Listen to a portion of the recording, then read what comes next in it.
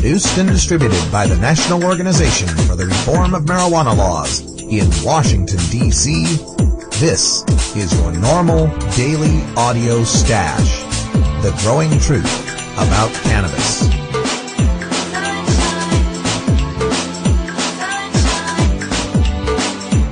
Welcome to the most popular podcast regarding marijuana in all of America and all the world, featuring interviews with scientists, politicians, doctors, prohibition policy activists, regular cannabis consumers, musicians, artists, and NORML staff and NORML's board of directors, along with music and comedy no other podcast can offer.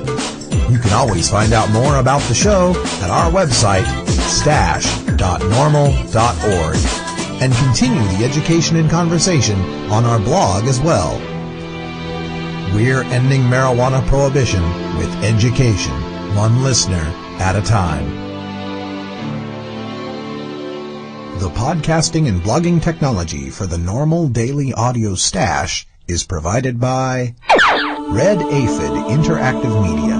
Visit www.redaphid.com. It's Tuesday, May 20th, and it's 4:20 somewhere in the world. I'm your host, Radical Russ Belville. We here at NORML would like to remind you to get involved in the cannabis civil rights movement and join us here at NORML.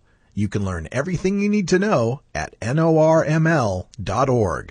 Make a donation, write a letter, attend a march. It all starts with you. Call your Congress at 202-224-3121. They'll ask your zip code and put you in touch with your elected officials. Tell them to support H.R. 5842 and H.R. 5843 to end DEA raids in medical marijuana states and legalize personal possession of pot. It still is a government of we the people, but you have to step up and do your part. Tuesday is Government at Work Day on the podcast, and coming up after the news, we're going to speak with Tanya Davis of North Ohio NORML. Tanya's here to deliver the fantastic news of the Ohio Medical Compassion Act, a medical marijuana bill sponsored by State Senator Tom Roberts, which will be introduced this Friday. After that, Cannabis Carry brings us some instrumental electronica from Machine Love. It's a trippy little number called Stoner Girl, and I hereby dedicate it to all the sativa sisters and ganja girls listening to the stash. We'll wrap up today with Professor Geraint Osborne from the University of Alberta in Canada. He's just released some interesting data on the typical cannabis consumer in Canada and found that we come from all walks of life. We've also got another great NORML Pass the Stash contest. This time you could win the uncensored DVD of Totally Baked, written by Craig Shoemaker, a guest on the stash. Bonus for you stashers, it's autographed by the executive producer, Brian Johnson, the lead singer of AC/DC. No joke, there are even 3 brand new Brian Johnson songs on the DVD. Listen for details later in the podcast on how you can win. There's plenty to talk about, so sit back and relax with your favorite strain. This is your NORML Daily Audio Stash.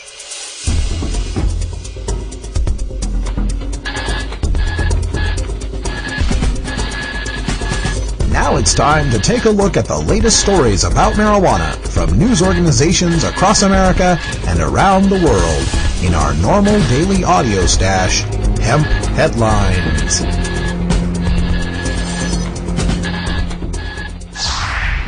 Senator Jim Webb says, quote, "The time has come to stop locking up people for mere possession and use of marijuana," end quote. In his new book, Virginia Senator Jim Webb describes an America that lacks a coherent national security strategy while bogged down in a war that should never have been fought. It is a country, he says, where the economic disparities between rich and poor have reached frightening levels. And it is a nation, he says, that is waging an ineffective battle against crime by locking up more than 2 million residents, or 25% of the world's reported prisoners. It also serves as a political manifesto of sorts for Webb, who has been touted as a potential running mate for either Barack Obama or Hillary Clinton in November. On crime policy, Webb calls for rethinking a strategy focused on incarceration that he says is costly and ineffective. Webb writes, quote, "Either we are home to the most evil population on earth, or we are locking up a lot of people who really don't need to be in jail for actions that other countries seem to handle in more constructive ways. The time has come to stop locking up people for mere possession and use of marijuana. It makes far more sense to take that money that would be saved by such a policy and use it for enforcement of gang-related activities." End quote. Wow, can you imagine? A potential president in Barack Obama who says he, quote, "inhaled frequently, that was the point," end quote, alongside a vice president in Jim Webb who says it's time to, quote, "stop locking up people for mere possession and use of marijuana," end quote. I try not to get my hopes up.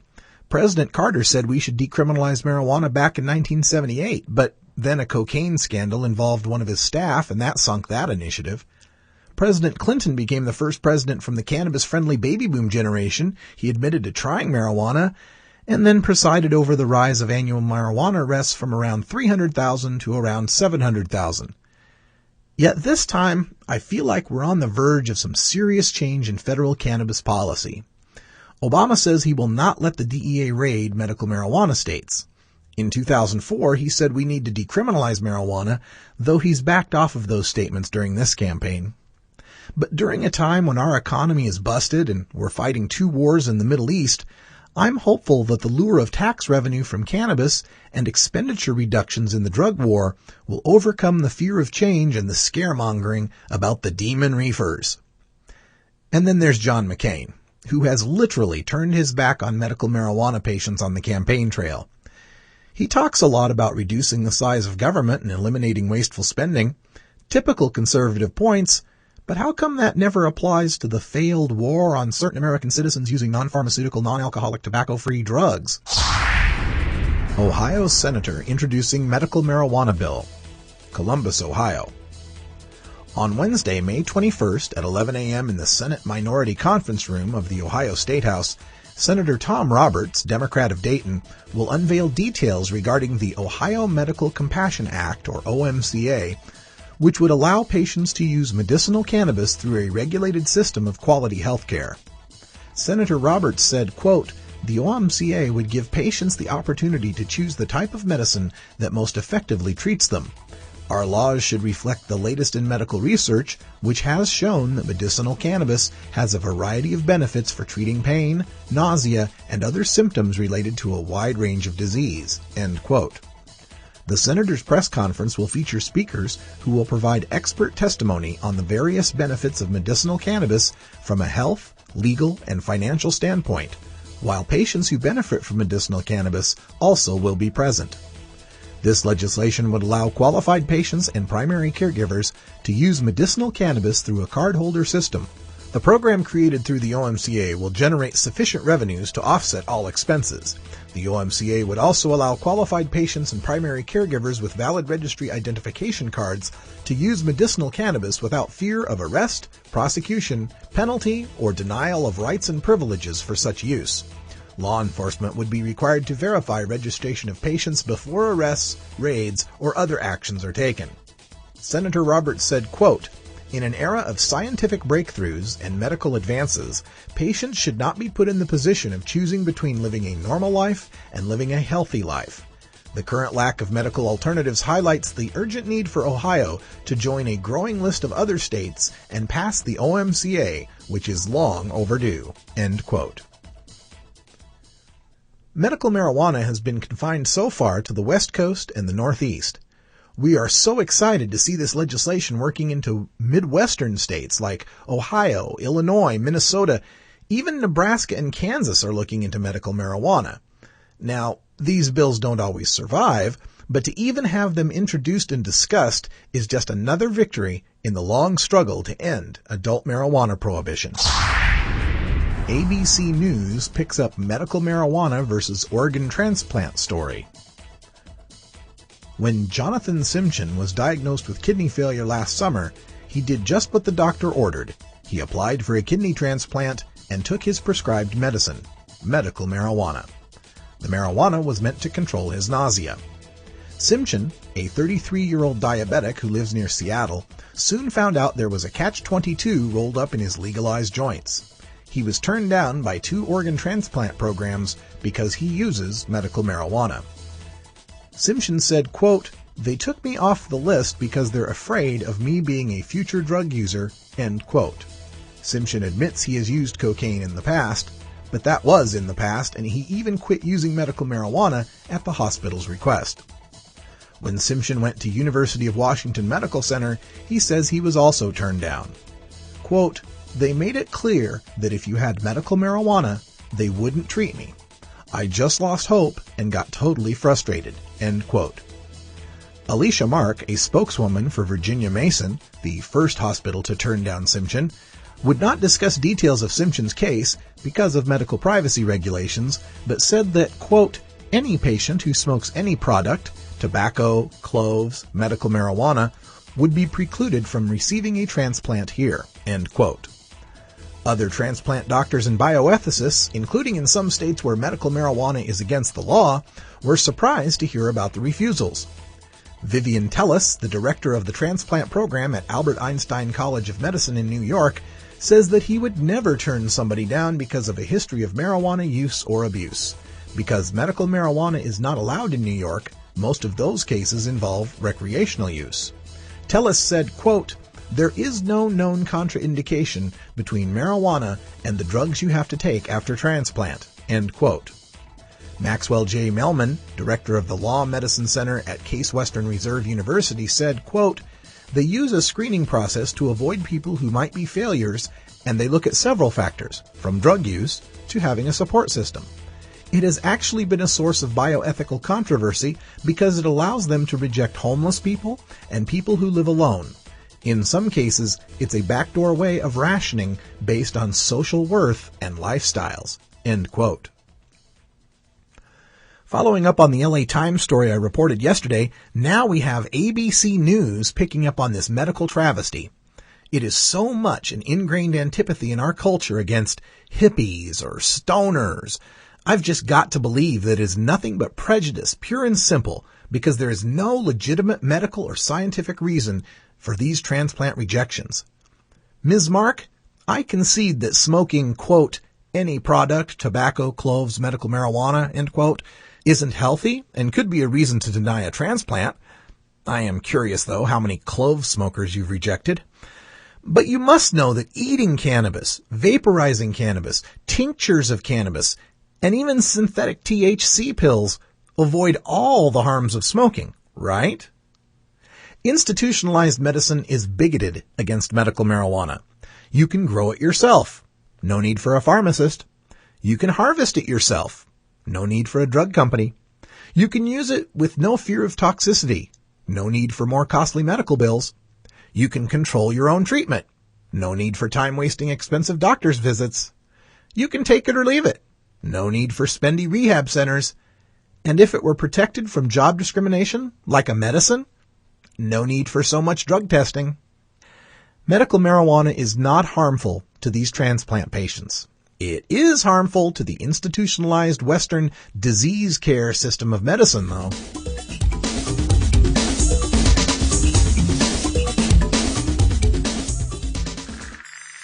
Hello, I'm Paul Stanford from the Hemp and Cannabis Foundation, or THCF. Medical marijuana is legal in 12 states today, and THCF has medical clinics in 6 of those states. Our physicians help qualified patients obtain an authorization for medical marijuana in their state. Patients are eligible for medical marijuana with a history of either severe chronic pain and or nausea, cancer, AIDS or HIV, hepatitis, glaucoma, seizure disorders like epilepsy, chronic muscle spasms as in multiple sclerosis or asthma, neurodegenerative diseases such as Alzheimer's, and gastrointestinal disorders like IBS or Crohn's disease. If you or someone you know has one of these conditions, our doctors will help them obtain a permit for medical marijuana. THCF Medical Clinics has offices in Washington State, Oregon, Colorado, Nevada, Hawaii, and California. Call 1-800-723-0188 or go to the web at www.hemp.org or 1-800-723-0188.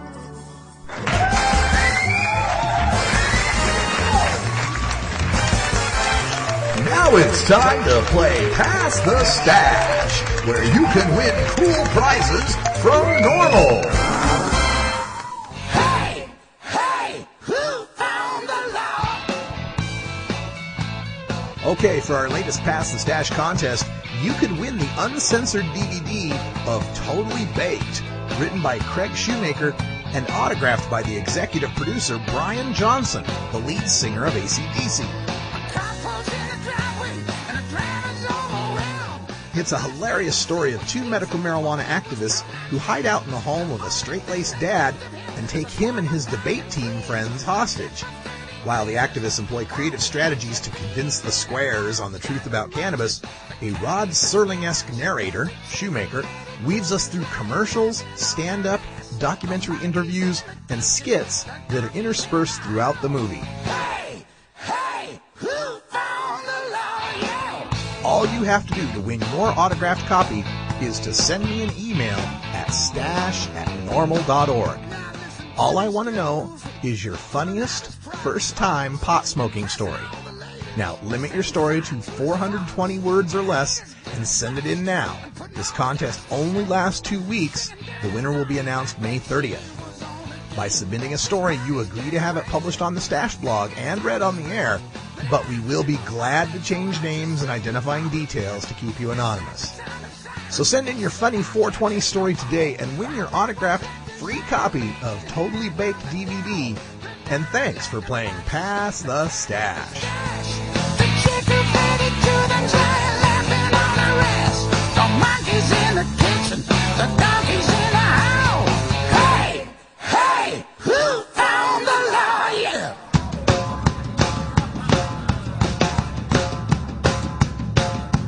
Hey, who found the law? There was a rocket coming from the attic. Hey, who found the law? They made a statement. All right, for Government Work today, we're going to take a look to the heartland of America. We're on our way to the state of Ohio, and I'm very happy to have Tanya Davis, who's a patient advocate for North Ohio NORML, also works with the Ohio Patient Network and many, many other groups there in Ohio. So, Tanya, welcome to the Daily Audio Stash. Hi, hello. Hello. So the great news that we have to break here is that the state of Ohio will be looking at a medical marijuana bill. Why don't you tell our listeners a little bit about that bill and what the details are? Okay, I'd be happy to, because we're real excited. This is great here. It started out about a year ago. I was going to the State House every week, just giving them information after information after information. I mean, pounding it, rain or shine, snow, it didn't matter. I was going, and I'm wheelchair bound too. So finally, I got Senator Tom Roberts to really open his heart to this, and we started bringing patients down from Ohio Patient Network, North Ohio NORML, the AAMC. I'm on the board of directors of all three groups. And Senator Tom Roberts, along with the Ohio Patient Network leaders, North Ohio NORML leaders, we all got together and we created a bill called the Ohio Medical Compassion Act. This bill would remove very sick people out of this drug war, and it would be ran by the Ohio Department of Health and the Department of Agriculture. We needed to cover all the bases. We wanted a model bill that hopefully other states could follow. We looked at the mistakes that other states have made and the pluses of what other states have done. And we worked our bill around that. This bill will be introduced on Friday, and we've got lots of folks involved in this. Tomorrow at 11 a.m. we're going to be doing a press conference with the senator. He's called this himself. He's been very intimate in this process, which is rare for a senator, so we're very blessed to have that. We also have a co-sponsor, Senator Dale Miller. He signed on right away. So the legislature is moving in a better direction this time around. We're hoping to have it supervised by enough folks that the federal government won't come in and start their raids on the sick and dying. And Ohio is a decriminalization state anyway, so this basically removes us out of those penalties as well. Well, that's all great news, and it's good news to hear that you've got a co-sponsor already. How does the political support look in the Ohio legislature? Do you anticipate much problem getting this bill through the legislature? Well, we've got medical support, we've got defense attorneys, we've got patients that have never been in trouble. You know, so we're coming at this at a different angle. We're welcoming the supervision of the Ohio Department of Health. Right. We're welcoming the Department of Agriculture to make sure that the folks that can't get their medicine can get their medicine safely. Now, you had mentioned taking a look at some of the other state programs and trying to learn from those mistakes. What are some of the differences between the Ohio Medical Compassion Act and maybe some of the other state programs that are out there already? One, we're not going to have dispensaries. The reason for that is that I think that right now with federal law the way it is and the way our president is treating patients, that we wanted to offer our patients a little more protection. Dispensaries are not a bad idea, but I think it's a magnet to the federal rates. And we have folks that have open minds. They're willing to listen and look at the science. We've been promised the 2 hearings already, which is cool. Now, you had also mentioned some of the good things that you took from some of the other state programs. What are some of those details? Like, for example, have you set up plant limits or possession limits or particular Yes, conditions? sir, we did. The details of the bill, it's very comprehensive.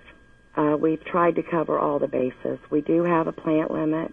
I think it's 12 plants, which different law enforcement agencies across the state have told us what they thought would be acceptable. And as you know, 12 plants don't mean you're going to have 12 good plants. Right. So we're giving our patients the best of all worlds, I guess. We're trying. We're trying our best to cover everybody that can benefit from this medicine. And the conditions, is there a condition list for which people will be eligible? You have to have a recommendation, of course, and then you have to register with the Ohio Department of Health. This program will not cost the taxpayers or insurance companies, which is a good thing. It's going to be a self-supporting program. We're looking at the higher fees and the lower fees, and we're meeting right in the middle, so the expense isn't high for the patient. We covered a lot more conditions that science has proven to benefit from cannabis. So in addition to the standard conditions like, say, cancer, HIV, AIDS, pain, and such, are you covering other conditions like some... We pulled a lot from your NORML pamphlet. Oh, okay. Okay, good.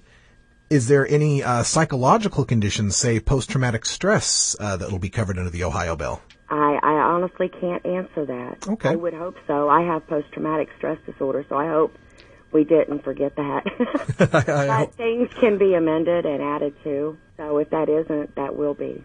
Okay, so the press conference is happening tomorrow? Yes, at the Ohio State House in the Senate side, second floor, the minority conference room at 11 a.m. Great. And finally, Tanya, as far as the general public out there in the state of Ohio, how can they get more information on the bill? Do you have phone numbers or website addresses we should give to people? Yes. You can go to ohiopatient.net. You can go to myspace.com/MMJ Action Network. Or you can go to youtube.com/Tanya420. I've got some video of patients there that either have been put in prison for marijuana charges. There's a hospice patient right now being denied pain medication because he tested positive for marijuana. The viewers want to go check out some heartbreaking stories, or those that are listening to podcasts for the first time and they're on the fence on what they support. They need to take a look at the heart of the matter, and it's the patients. It's not about getting high. It's not about any of that. Absolutely. It reminds me of the sad stories I've been covering up here in the Pacific Northwest of Tim Guerin and other medical marijuana patients who are using medical marijuana legally, and then they're getting kicked off of organ transplant lists. So, yeah, there's a lot of that going around, a lot of discrimination against patients, and I hope the Ohio bill will take that into account.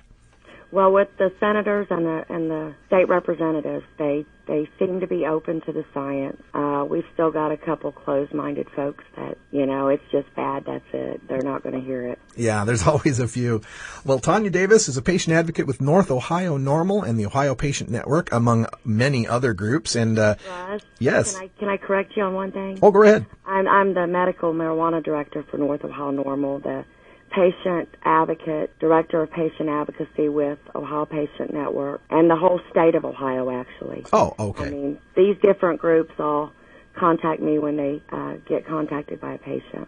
Well, all right. That sounds like you're a pretty busy lady. Let's make sure we get these website addresses out for everyone as well. OhioPatient.net is one of the sites. Also check out myspace.com/MMJ Action Network and youtube.com/Tanya420. We'll have all of those up at our blog at stash.normal.org. And Tanya Davis, thanks for joining us today on the Daily Audio Stash. I smoke lots of weed, man. I plant that big old seed, man. I smoke every strain there is in town. From the super sticky green to the headache Mexican brown. I smoked every strain there is around. I know that I like it. I know that lots of people like it. So let's see what happens if you overdo it. Do we have any pot smokers here today? Any dogs? My name is Doug Benson, and I'm about to get super high. The term medical marijuana, you've basically, you drank the Kool-Aid, because there is no such thing as medical marijuana. I'm going to smoke pot every day for 30 days. And try to remember to film it. And my movie's going to be called Super High Me, or Business as Usual. I haven't decided yet on the title. I'm going to be hospitalized, I think. Some people call it dope. Some think it smells like burning rope. I tell you, it relieves my mind.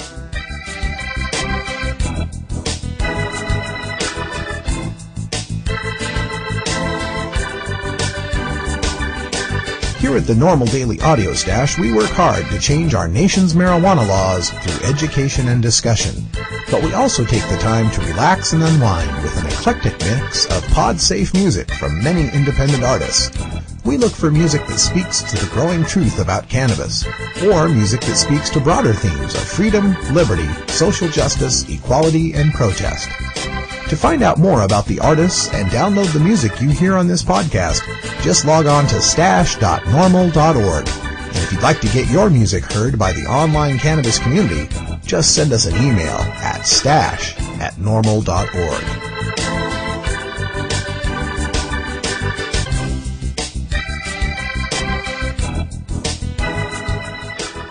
Today on the Stash, I'm sending some love your way. Machine Love.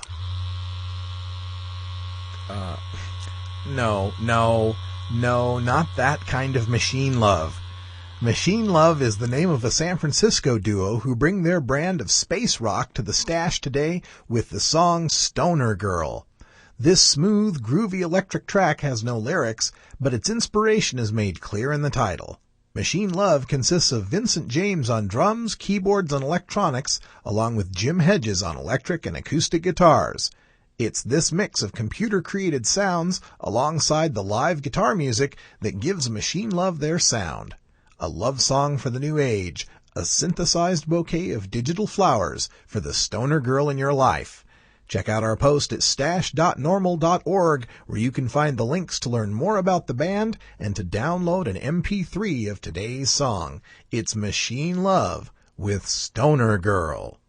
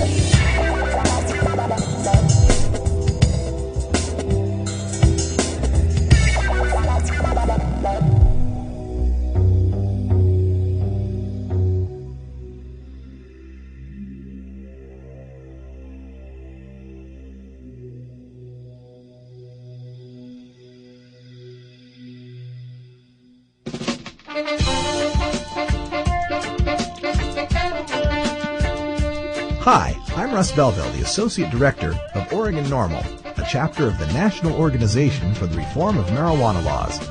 I'm proud to announce the release from Oregon NORML of the Oregon Medical Marijuana Act Handbook. This is the definitive guide for the patient, caregiver, or grower in Oregon trying to learn the ins and outs of our medical marijuana program. The guide answers common questions from how do I register with the state to use cannabis medicinally, and what are the possession limits regarding plants and medicine, to questions like what do I tell my landlord or the police about my medical marijuana, and what if my doctor won't help me with a marijuana recommendation. The handbook also contains a complete copy of the Oregon Revised Statutes governing medical marijuana. For your own copy, check out our website at ornorml.org. Well, I've found a very interesting little study coming out of Canada, and so I've called the man behind the study, Professor Geraint Osborne, who's a professor of sociology at the University of Alberta at the Augustana campus. Welcome to the Daily Audio Stash, Professor. Thank you for having me. Well, the title of this news release that I saw said, Middle Class Relaxing with Marijuana. Why don't you tell our listeners a little bit about what the study found? Okay, well, we wanted to know why certain people, in particular your average employed middle-class Canadian, used marijuana, and also learn a little bit more about the social context in which they used. Surprisingly, there's not a whole lot of ethnographic research out there on this topic. So a lot of the research that has been done is focused on problem populations. People who are socially marginalized. They focus on stereotypes like burnouts, slackers, those types of people. Sure. And so, we thought, well, let's look at, another side of it. There have to be other people out there who are, whose patterns of use are quite different. So we went and managed to do some in-depth interviews with 41 of these people. And what we found was that, these people were using marijuana responsibly in a kind of recreational way. Like many people use alcohol, and many of them would use that analogy, saying, well, we just use like other people use alcohol, And we found that some people use marijuana to relax, to unwind, or to enhance certain leisure activities. So in terms of enhancement, we found that our participants used marijuana to, listen to music or watch television, movies, play computer games. They might engage in creative endeavors while smoking. They used it to, when they're going hiking on the outdoors, they seem to suggest that it enhanced that activity, and also sex. For some people, it improved sexual activity as well. Well, that's good news. Now, aside from their shared use of cannabis, did you find any other similarities in this group of 41 Canadians? What exactly do you mean? Well, I'm just wondering, is there a typical marijuana user in Canada, I guess is the question. Oh, I think I'd shy away from, saying that there's a typical user. I think people use in a variety of ways. But, I mean, with these people, they're, as I said, they're using to, just kind of relax, to enhance activities, to socialize with others. But the other thing that came out of the research, what was common with these people, was that there were certain things that controlled their use. In other words, they kind of normalized their use and integrated their use into their day-to-day lives. So they wouldn't, use at work. They wouldn't drive when under the influence. They didn't use around children. They preferred to use in the privacy of their own home. Or use on special occasions, perhaps. They didn't like to spend a lot of money on it. They thought responsible use also meant that you didn't, smoke, large amounts all the time, sort of thing. That there's a time and place for it. Sure. That sounds like responsible adult use of cannabis. Absolutely. Yes, exactly. Now, among these people, did you find a great difference in their social or economic or educational backgrounds? Well, with these ones, they were all employed. And in terms of their education, they were tended to be, I guess, highly educated, or well-educated at least. I think we found 68% of the users held post-secondary degrees, so they were college or university educated. And another 11 of them, of the participants, had at least their high school diplomas. Oh, okay. Okay. And they worked in a variety of occupations, retail and service industries, in communications, white-collar employees, healthcare and social workers as well. So it sounds to me as if the typical cannabis user in Canada isn't much different than the typical Canadian in general. Yeah, exactly. Oh, okay. That's true. Now, you stated at the beginning of our interview here about how a lot of the studies had focused on problem populations. You know, you said slackers or burnouts, and I often think about the studies here in the United States on the people who've been in trouble with law enforcement, you know, being caught with cannabis and going through the criminal justice system.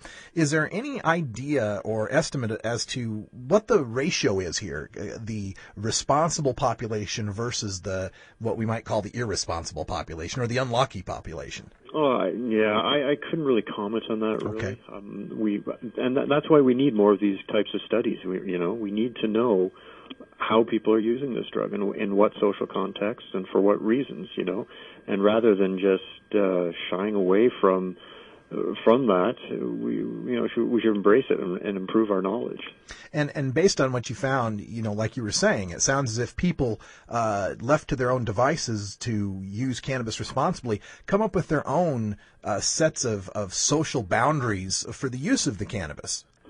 Yeah, that's right. I mean, like many people, they've got a whole lot of other things going on in their lives. They enjoy their work, they enjoy their families. Several of our participants had children, so they don't want to jeopardize those aspects of their lives.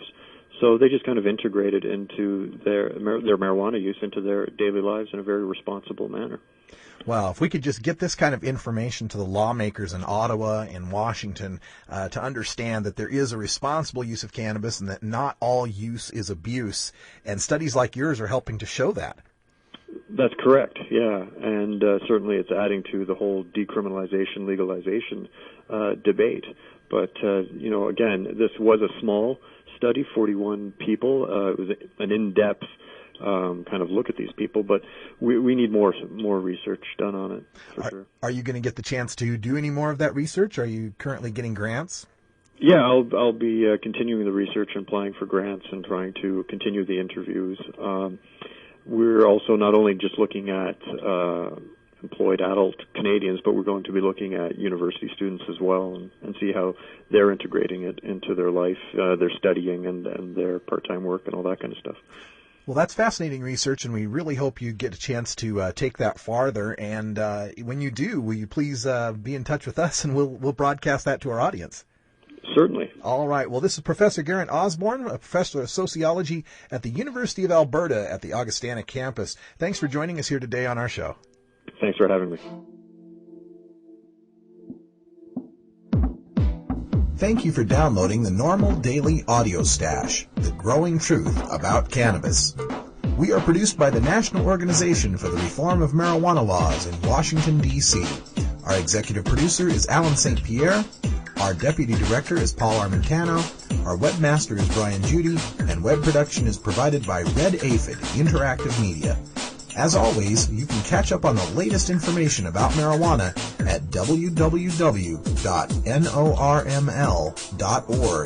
And you can interact and download from our Audio Stash blog at stash.norml.org.